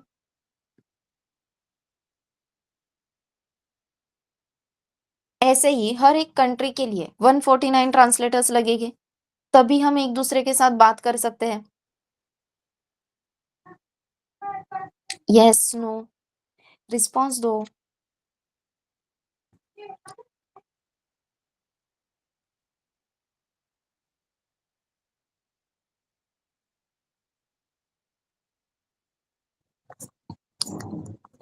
सो अगर 193 कंट्रीज एक साथ आई हैं कॉन्फ्रेंस के लिए, एक दूसरे के साथ बात करने के लिए, तो 150 लैंग्वेजेस है, तो हर एक कंट्री को अराउंड 149 ट्रांसलेटर्स लगेंगे।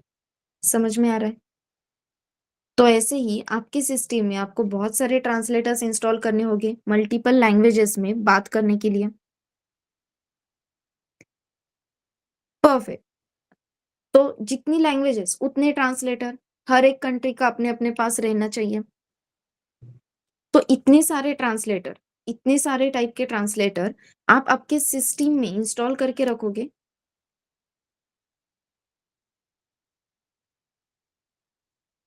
What you think? आपके सिस्टम को इतने ट्रांसलेटर्स को हैंडल करना पॉसिबल है?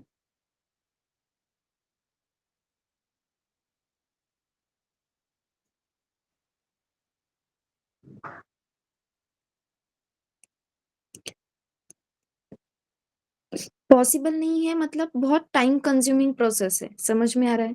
प्रोसेसिंग के लिए टाइम लगेगा, स्टोर करने के लिए मेमोरी लगेगी, so it is time consuming process. तो कर सकते हैं, क्या कर सकते हैं, लेकिन ये अफोर्डेबल नहीं है, फिजिबल नहीं है। ठीक है?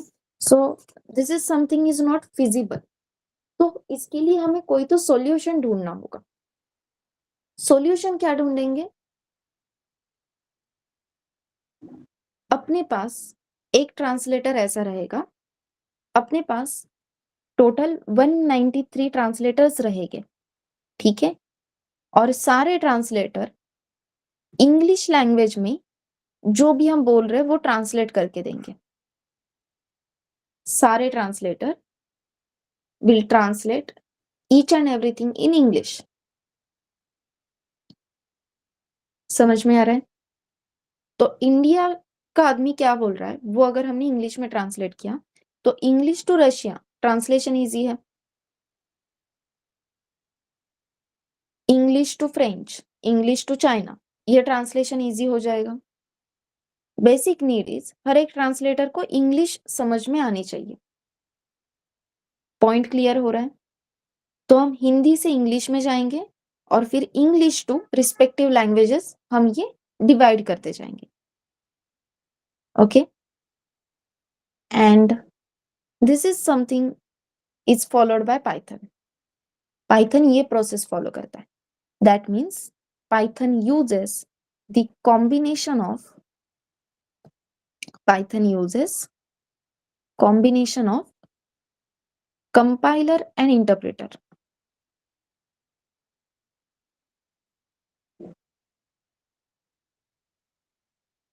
Combination of compiler and interpreter, ये क्वेश्चन बहुत बार इंटरव्यू में आता है, दैट्स वाई हम इस पे इतना डिस्कशन कर रहे हैं। So combination of compiler and interpreter मतलब एग्जैक्टली होता क्या है?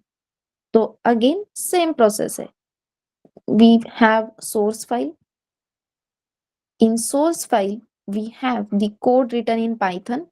तो अपने पास सोर्स फाइल है, इस सोर्स फाइल में पाइथन लैंग्वेज में लिखा हुआ कोड है। सबसे पहले यहाँ पे पिक्चर में आता है आपका कंपाइलर।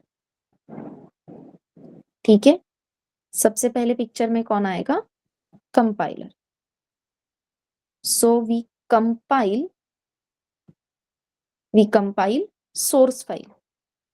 सोर्स फाइल कंपाइल करने के बाद वी गेट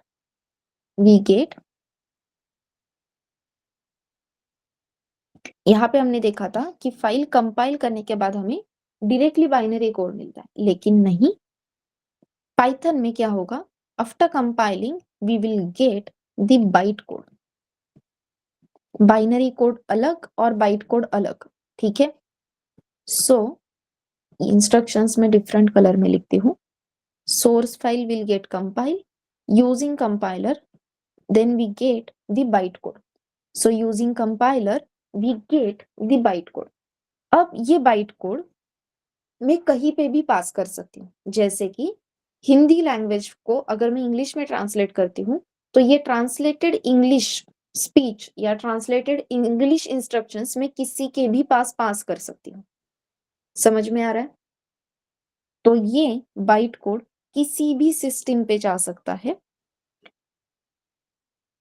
ये सिस्टम किसी भी सिस्टम पे जाने के बाद it will get converted in binary code using interpreter. जब इंटरप्रेटर काम करेगा तो ऑब्वियसली बाइट कोड की line by line interpretation will be done by interpreter. Interpreter will give you binary code. Interpreter will give you binary code, and then we will execute the binary code and get the output. We executes binary code and will get the output. Is this flow clear to you, everyone?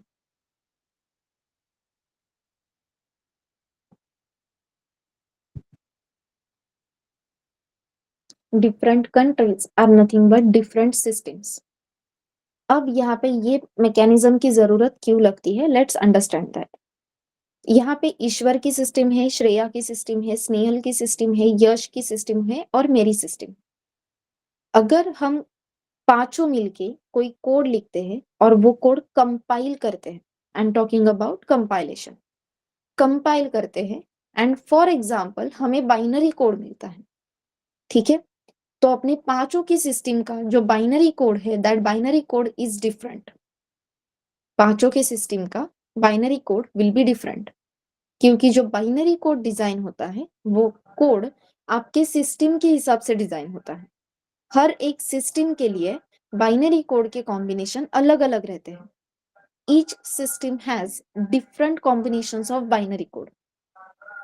इसीलिए हम पांचों के system में जो binary code occur होगा, जो binary code ready होगा, that binary code is different. समझ में आ रहा है? तो हिंदी में कही हुई मेरी बात हर एक लैंग्वेज में अलग तरीके से ट्रांसलेट होती है,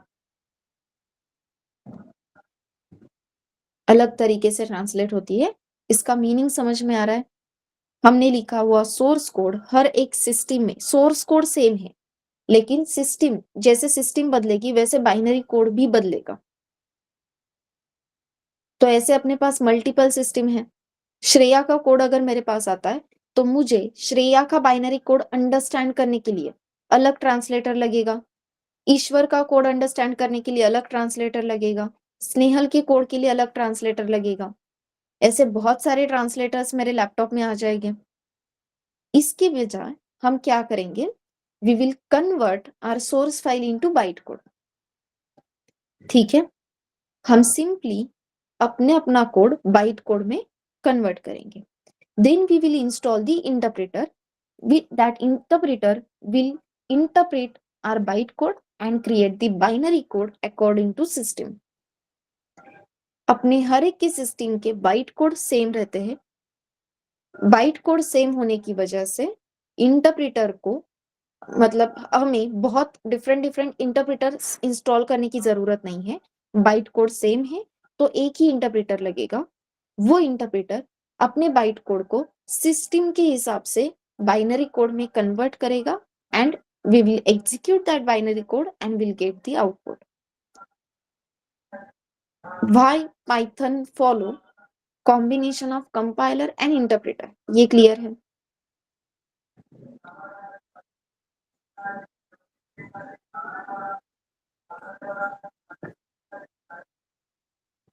Is it clear, everyone? Yes.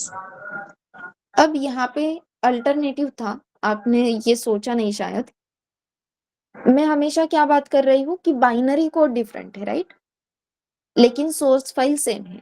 तो श्रेया मुझे कह सकती है कि मैम इतना सब कुछ करने से अच्छा है मैं अपनी सोर्स फाइल आपको दे देती हूँ, आप अपने सिस्टम में वो कंपाइल करो, you will get the binary code and you can execute the code. Correct Shreya? हो सकता है ये?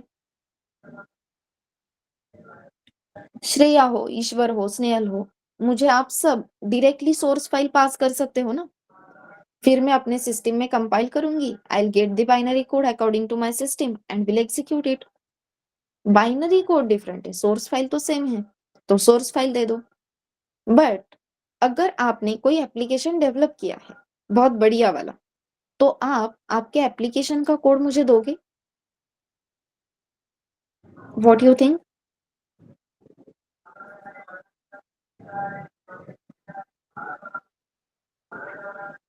व्हाट्सएप का कोड है किसी के पास, या आपके माइक्रोसॉफ्ट वर्ड का कोड है किसी के पास? कोई भी अपना कोड ऐसे रिवील कर सकता है क्या, करता है क्या? खुद के बारे में सोचो, आप ऐसे कुछ करोगे क्या? नहीं, सिक्योरिटी नहीं है। समझ में आ रहा है? आपने लिखा हुआ सोर्स कोड आप ऐसे ही किसी को भी नहीं दे सकते, रादर नहीं देना चाहिए। इसीलिए हमें हमेशा ट्रांसलेटेड लैंग्वेज में ही कोड सेंड करने हैं। अब होता क्या है, कंपाइलर के थ्रू हमने बाइट कोड में कन्वर्ट किया, ये बाइट कोड इतना टेढ़ा मेढ़ा रहता है कि हम कुछ भी समझ नहीं पाते हैं। कभी तो मैं आपको बाइट कोड की फाइल दिखाऊंगी, ठीक है? सो बाइट कोड बहुत टेढ़ा मेढ़ा रहता है, हम नहीं रीड कर सकते, वो अंडरस्टैंड ही नहीं कर पाएंगे। अंडरस्टैंड कर सकते हैं, लेकिन उसके लिए फिर हमें बहुत पढ़ाई करनी होगी, बहुत रिसर्च करना होगा, वो पैटर्न समझने होंगे, and then we can change in byte codes. फिर हम बाइट कोड में चेंज कर सकते हैं, लेकिन इतने कष्ट शायद ही कोई लेगा।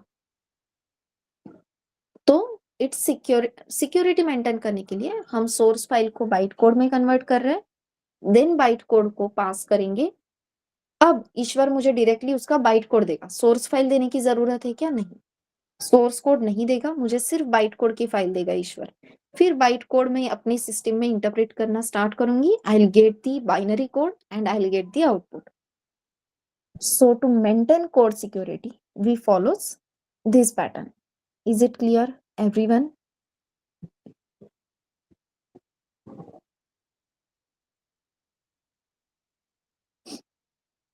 Oh. अभी तक किसी को कोई डाउट है?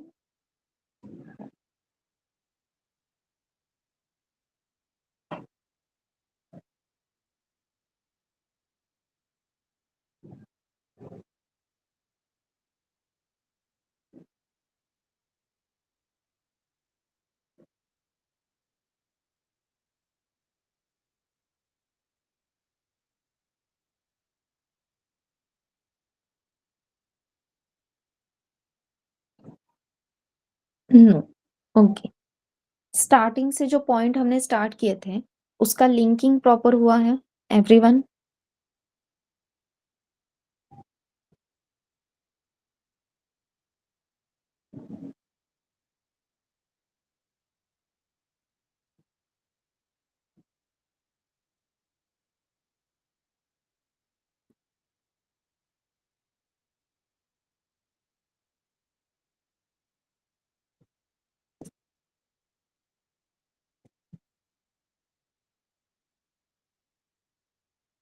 Oh, so before starting programming, we need to understand how to give the instructions. तो आपने हमेशा मतलब घर में सुना होगा, कोई भी नई चीज कर रहे हैं हम फर्स्ट टाइम, तो अपने माँ पापा हमें हमेशा बताते हैं, राइट? पहले ये करो, फिर ऐसा करो, फिर ऐसा करो। फॉर एग्जाम्पल हम फर्स्ट टाइम चाय बना रहे हैं, तो फर्स्ट टाइम जब हम चाय बना रहे होते हैं, तो अपनी माँ ऐसे ही इंस्ट्रक्शंस देती है, पहले इतना बड़ा पतीला लो। फॉर एग्जाम्पल 2 कप चाय करनी, तो उसमें 2 कप पानी ऐड करो, 2 चम्मच शक्कर ऐड करो, 1 चम्मच चाय पाउडर डालो, करेक्ट? 5 मिनट के लिए उसे उबालो, उस बॉईल होने दो अच्छे से, फिर उसमें मिल्क ऐड करो, फिर से बॉईल होने दो 5-10 मिनट के लिए, and you will get the अच्छी वाली चाय। तो गैस बंद करो, गैस बंद करना मत भूलो, पहले गैस बंद करो, उसके बाद वो चाय फिल्टर आउट कर लो, फिल्टर करके हर एक कप में वो सर्व करो। ऐसे सारे इंस्ट्रक्शंस हमें दिए जाते हैं।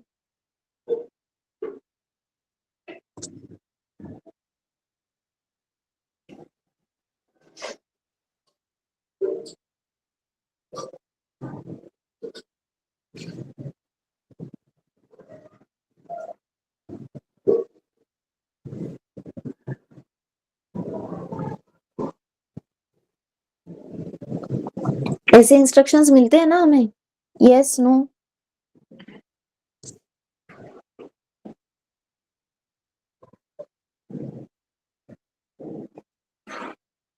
अगर इसमें से किसी भी इंस्ट्रक्शन का सीक्वेंस ऊपर नीचे हो जाता है तो प्रॉब्लम होती है, यस और नो। कोई स्टेप मिस हो गई, कोई सीक्वेंस मिस हो गया तो प्रॉब्लम होती है ना। क्लच दबाए बगैर गियर डालने जाते हैं तो प्रॉब्लम आती है गाड़ी में। विदाउट क्लच हम गियर चेंज ही नहीं कर पाते, अटक जाते हैं। So sequence does matters, steps does matters. तो ये स्टेप्स, ये सीक्वेंसेस किस तरीके से होने चाहिए, उन्हें कैसे अरेंज करना है, this all these things covers under the algorithms. Okay, all those things are covers under algorithms. So on Monday we are going to start with the algorithm building, how to write the algorithms, ये हमें start करना है। But before starting that मुझे आपसे कुछ चीजें चाहिए, करोगे?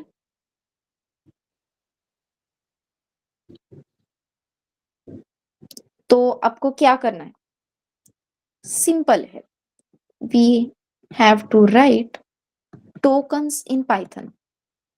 मुझे आपसे बस इतना ही एक्सपेक्टेड है। Till Monday I want you to write tokens in Python. Monday तक हो जाएगा ये काम एवरीवन?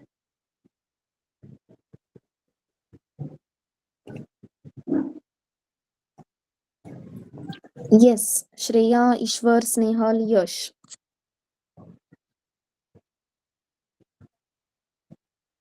बाय मंडे या सिंपली मंडे के सेशन से पहले tokens in Python should be ready with you.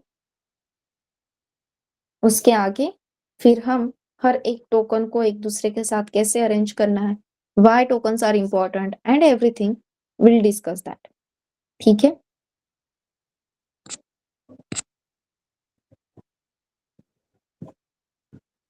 Yes. अब आप मुझे बताओ, एनीवन एनी डाउट? कल के सेशन के लिए शायद यश, श्रेया आप नहीं थे, तो डे 1 का सेशन एक बार देख लो। रिकॉर्डिंग आई थिंक आपको अवेलेबल हो चुका है, so please go through that recording. Recording में मैंने सारे पॉइंट्स कवर किए हैं। बैच का स्ट्रक्चर कैसे रहेगा, देन कंटेंट क्या रहेगा, मॉड्यूल्स का फ्लो कैसे रहेगा, टाइमलाइन क्या रहेगी हर एक मॉड्यूल के लिए, all these things are discussed in yesterday's session, so please go through that session. ठीक है?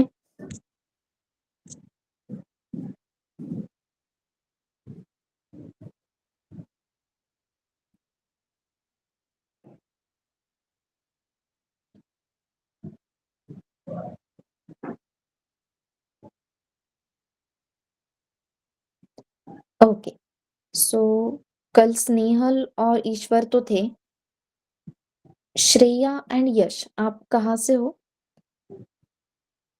जस्ट फॉर इंट्रोडक्शन, बस मुझे इंट्रोडक्शन बताओ आपका, श्रेया एंड यश आप कहाँ से हो और आपका ग्रेजुएशन किस में हुआ है?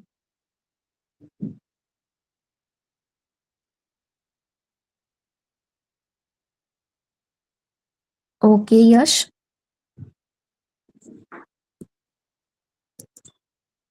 और अभी आप क्या कर रहे हो, graduation, masters?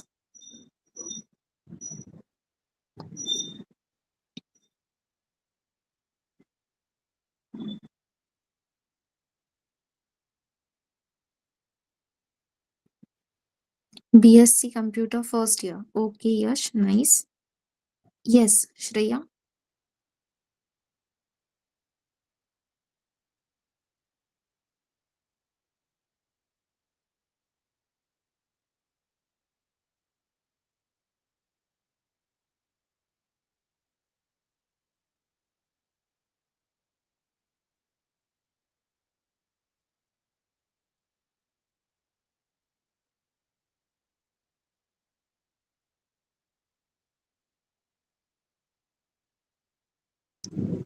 Okay Shreya, nice.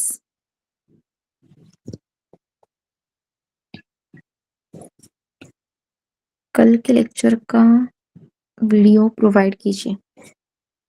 Actually it is done by the admin team. I will see कि अभी तक क्यों नहीं हुआ है। ठीक है,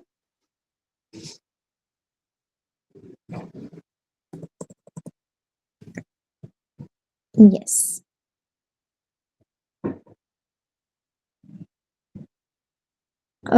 नहीं, Yash, it is already shared on the group. आप टेलीग्राम ग्रुप पे हो प्री बैचेस के? तो टेलीग्राम ग्रुप पे कल ही आपको, कल दोपहर में 1 बजे ही कल के सेशन का रिकॉर्डिंग आया है, डे 1 करके। ठीक है, copy paste that in chat box, right.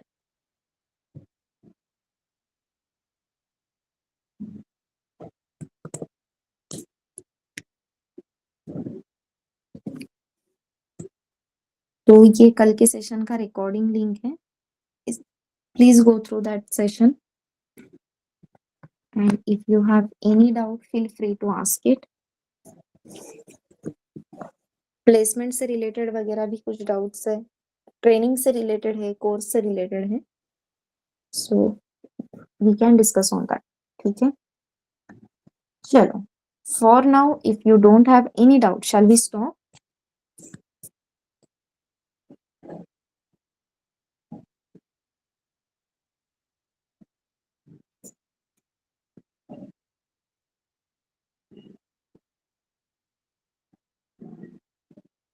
Okay,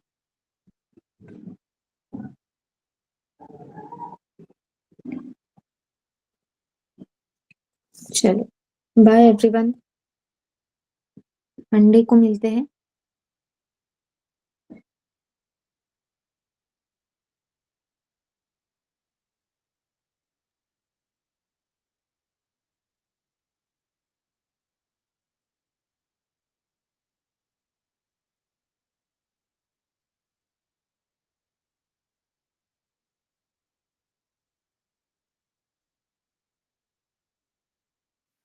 yes Nehal,